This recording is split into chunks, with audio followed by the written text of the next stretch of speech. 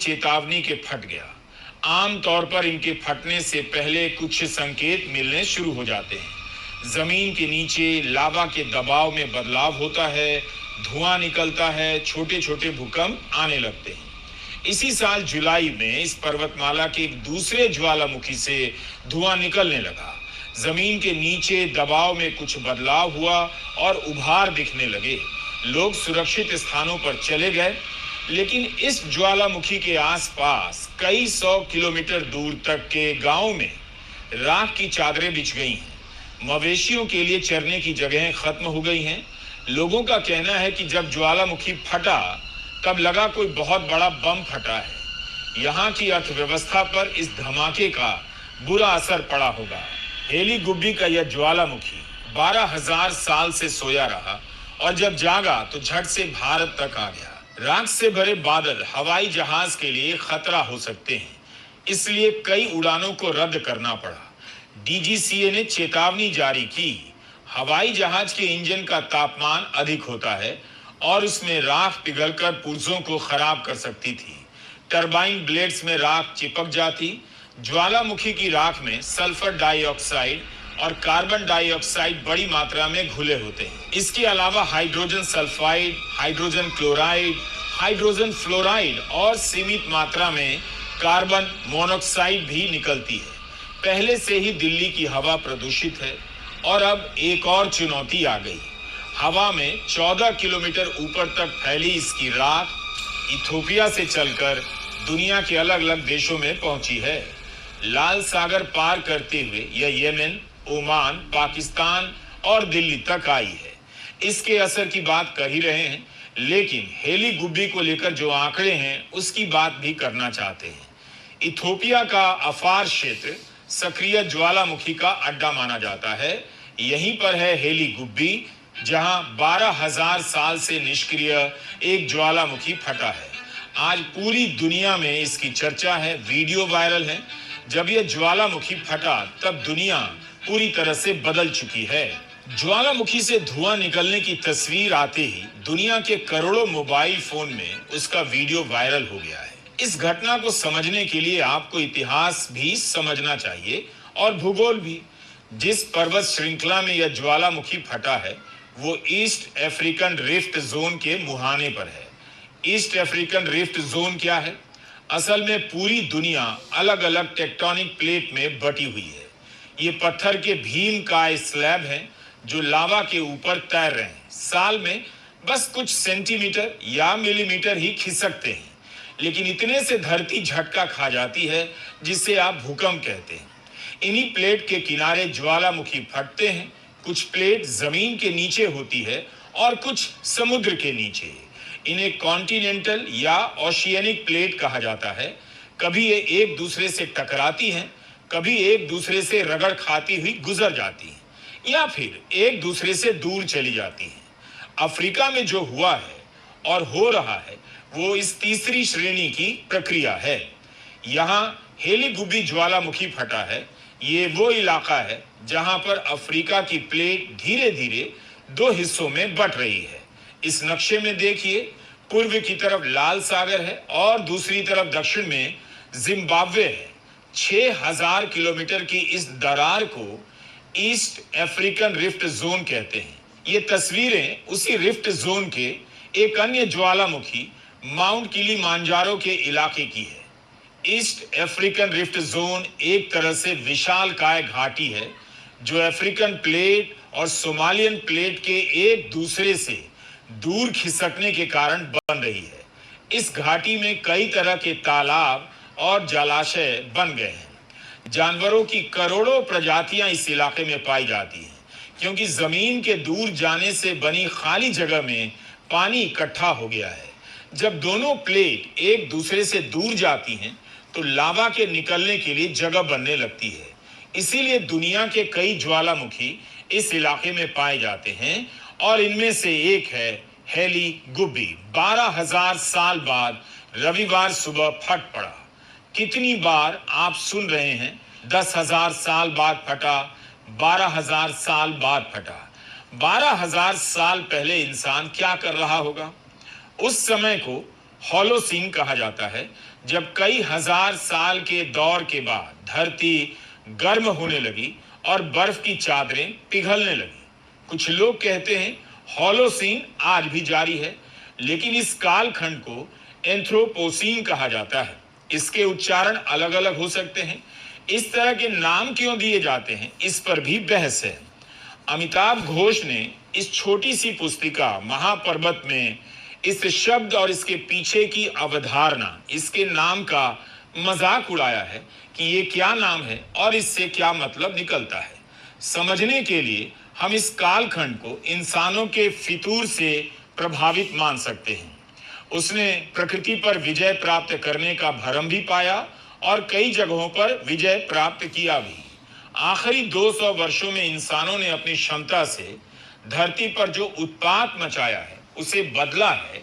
उससे आया है जलवायु संकट। तरह तरह की आपदाओं से घिरा हुआ है हमारा यह समय। इसीलिए शायद इसे अजीब नाम एंथ्रोपोसीन से पुकारा जा रहा है, क्योंकि इंसान ने धरती को बदला तो है।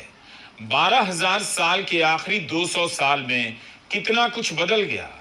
जिस धरती को इंसान बदल रहा था उसे ही रहने लायक नहीं छोड़ा।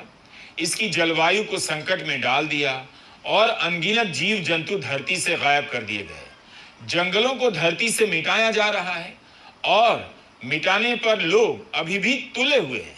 खैर, बर्फ पिघलने के बाद मौसम सुहाना होने लगा और इंसान की कल्पनाएं जागने लगीं। पत्थर के औजार बनने लगे, खेती शुरू हो गई। हिमयुग के खत्म होते ही इंसान चल पड़ा नए नए इलाके की ओर। जहां खेती की संभावना मिली वहीं बसने भी लगा। इंसानों की आबादी में विस्फोट होने लग जाता है। आबादी बढ़ती है और फिर से खेती के नए जगहों की तलाश में पलायन का एक और दौर शुरू होता है। तो 12,000 साल पहले जब धरती से बर्फ की चादरें हटी, तब उसका लाभ उठाने के लिए इंसान दुनिया के कई हिस्सों में फैल चुका था। मगर यहां तक आने के लिए इंसान को इसी अफ्रीका से 65,000 साल पहले से अपनी यात्रा शुरू करनी पड़ी। जब इंसानों का काफिला अफ्रीका से निकलता है, दुनिया के अलग अलग हिस्सों में जाता है। हम उस समय की बात कर रहे हैं। आज उन इलाकों को आप देश के नाम से जानते हैं। तब कोई देश था नहीं, कोई सीमा नहीं थी। बस इंसानों ने चलना शुरू किया, चलते रहे, बसते रहे। अफ्रीका से निकले लोगों का कारवां भारत कब पहुंचा, इसकी जानकारी जेनेटिक्स से नहीं मिल पाती। पुरातत्व से 65,000 साल पहले भारत में आधुनिक मानव के निशान मिलते हैं। भीमबेटका में कलाकृतियां बनाई जाने लगी थी। इंसानों में छोटे छोटे घर बनाकर रहने की आदत पनपने लगी थी। पशुपालन शुरू होने लगा था। हम साफ साफ कहना चाहते हैं, हम हर विषय के ज्ञाता नहीं हैं और इस विषय के भी नहीं। कल को अगर आप नहीं रहे तो बच्चों के स्कूल की फीस, घर का खर्चा कौन भरेगा? अरे अब तो करवा लो टर्म। टोनी जोसेफ ने एक किताब लिखी है, अर्ली इंडियन। उसी से मोटा मोटी बता रहा हूं। आपको यह किताब पढ़नी चाहिए।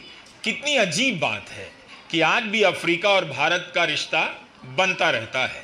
भारत की आजादी की लड़ाई का बीज भी अफ्रीका में अंकुरित हुआ।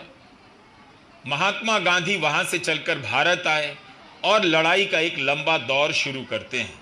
उस लड़ाई का परीक्षण अफ्रीका में ही करते हैं। तो इस तरह के रिश्ते अफ्रीका से हमारे बन जाते हैं।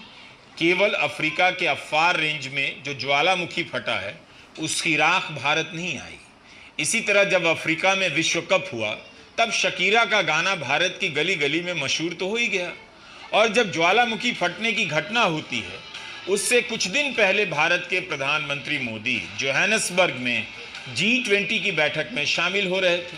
प्रकृति की शक्ति का इंसान सामना नहीं कर सकता, मुकाबला भी नहीं। भूकंप कौन रोक सका और चेतावनी जारी करने से सुनामी रुक नहीं जाती। इंसान अपने लिए अलग अलग मुल्कों के नाम से सीमाएं बनाकर बैठा है। प्रकृति की ताकत देखिए कि 4,500 किलोमीटर दूर इथियोपिया से राख के बादल 2 दिनों में दिल्ली आ गए। दरभंगा में अमित शाह ने कहा 5 साल में कोसी क्षेत्र को बाढ़ मुक्त कर देंगे। अमित शाह चाहे तो ज्वालामुखी भी रोक सकते हैं। कोसी की धार को जब रोक देंगे तब जरूर जाकर देखिएगा। 12,000 साल के सामने 5 साल तो कुछ भी नहीं, कब आ जाएगा पता भी नहीं चलेगा। अमित शाह हैं, कुछ भी बोल सकते हैं। 5 साल पहले उन्होंने गुवाहाटी में कह दिया असम को बाढ़ मुक्त कर देंगे, जाइए जाकर देख आइए। अगर अमित शाह इथोपिया में होते तो यही कह रहे होते 5 साल में ज्वालामुखी मुक्त कर देंगे, और जनता यकीन कर लेती। हमने अमित शाह का उदाहरण इसलिए दिया कि धरती के लिए 12,000 साल 12 सेकंड के समान हो सकते हैं, और अमित शाह के लिए 5 साल 12,000 साल के बराबर। इस पंक्ति को दोबारा सुनेंगे तो इसका मतलब कुछ कुछ समझ सकते हैं, पूरा मतलब 20 साल बाद समझ आएगा। बाकी ज्ञानेश कुमार से शक्तिशाली इस धरती पर कोई नहीं। इंसान कब से बाढ़ रोकने में लगा है, बाढ़ का आना तो बंद हुआ नहीं। इस धरती पर करोड़ों वर्षों से नदियां बहती आ रही हैं। हमने नदियों के पानी को खराब जरूर किया, प्रदूषित किया। अब साफ करने के नाम पर महान बनने निकले। कोई भी क्षेत्र बाढ़ मुक्त नहीं हो सकता, और जिन नदियों का पानी साफ करने के नाम पर हजारों करोड़ रुपए बहा दिए गए, उनका पानी साफ नहीं हुआ। हमारे समय के नायक इतना ही कर सकते हैं कि कहीं और से साफ पानी लाकर नदी के किनारे तालाब बना सकते हैं और भरी राजधानी में लोगों को झांसा दे सकते हैं, जैसा कि दिल्ली में हुआ, और दिल्ली वालों ने देखकर अनदेखा कर दिया। प्रकृति के आगे नायक कौन हो सकता है? क्या हजारों साल से मौजूद जंगलों को काटने वाला आपका हीरो हो सकता है? ज्वालामुखी फटने की यह घटना चकित कर रही है। एक बार फिर से याद करने की जरूरत है कि धरती और प्रकृति की शक्ति के सामने मानव कुछ भी नहीं है।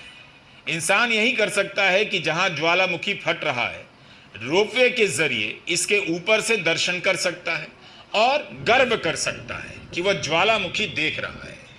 जहां ज्वालामुखी का फटना बंद हो जाता है, वहां लोग ट्रेक करने निकल पड़ते हैं। शायद चेक करने जाते होंगे कि ज्वालामुखी के ऊपर चल रहे हैं।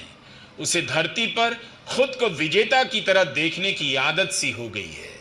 लेकिन 4,500 किलोमीटर दूर ज्वालामुखी फटा तो दिल्ली मुंबई के हवाई जहाज को धरती पर उतार दिया गया। ज्वालामुखी का विस्फोट इतना शक्तिशाली होता है कि यह हवा में घूम रहे नाइट्रोजन को फिक्स कर देता है, यानी इससे निकली ऊर्जा से 2 नाइट्रोजन एटम बम का बना मॉलिक्यूल टूट जाता है और नाइट्रेट बन जाता है, जिसका अलग अलग प्राकृतिक क्रियाओं में इस्तेमाल होता है। लैब के अंदर इंसान इस प्रक्रिया को 20वीं शताब्दी में ही इजाद कर पाया।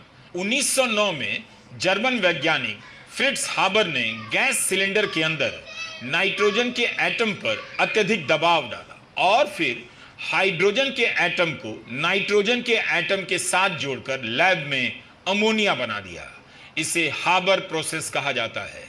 ज्वालामुखी की राख जहरीली होती है, लेकिन उर्वरक का काम भी करती है। इसके फटने के बाद जमीन उपजाऊ भी हो जाती है। समुद्र के पास ज्वालामुखी फटता है, नई जमीन बना देता है, टापू बन जाता है। कभी कभी टापू खत्म भी हो जाता है, उससे निकला लावा जमकर पत्थर बन जाता है। कई तरह के मिनरल धरती के अंदर से बाहर आ जाते हैं। भूकंप की तरह ज्वालामुखी भी कई प्रकार के होते हैं। कुछ होते हैं जो फटने पर धमाके के साथ ऊपर की ओर लावा फेंकते हैं, और कुछ ऐसे होते हैं जिनमें जगह जगह से रिसाव या धमाका होता है। हेली गुब्बी एक शील्ड ज्वालामुखी है। इसमें लावा धमाके के साथ बाहर नहीं आता, लेकिन पहाड़ी के ऊपर नदी की तरह बहता रहता है। आपने टीवी पर साइंस प्रोग्राम में इसके दृश्य देखे होंगे। 2022 में अमेरिका के हवाई में मौना लोआ नाम का ज्वालामुखी भी इसी तरह का शील्ड ज्वालामुखी था। शील्ड ज्वालामुखी जब फटता है तब इतना धुआं नहीं निकलता जितना कि हेली गुब्बी के मामले में देखा जा रहा है। इसे लेकर भी वैज्ञानिकों में चर्चाएं चल रही हैं कि एक शील्ड ज्वालामुखी से इतना धुआं कैसे निकल रहा है। यह मुमकिन है कि इस इलाके की पर्याप्त वैज्ञानिक जांच नहीं हुई होगी और हेली गुब्बी को ठीक से समझा नहीं गया होगा।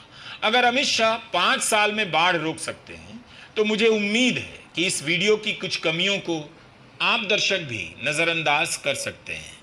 आपकी इस उदारता पर मुझे बहुत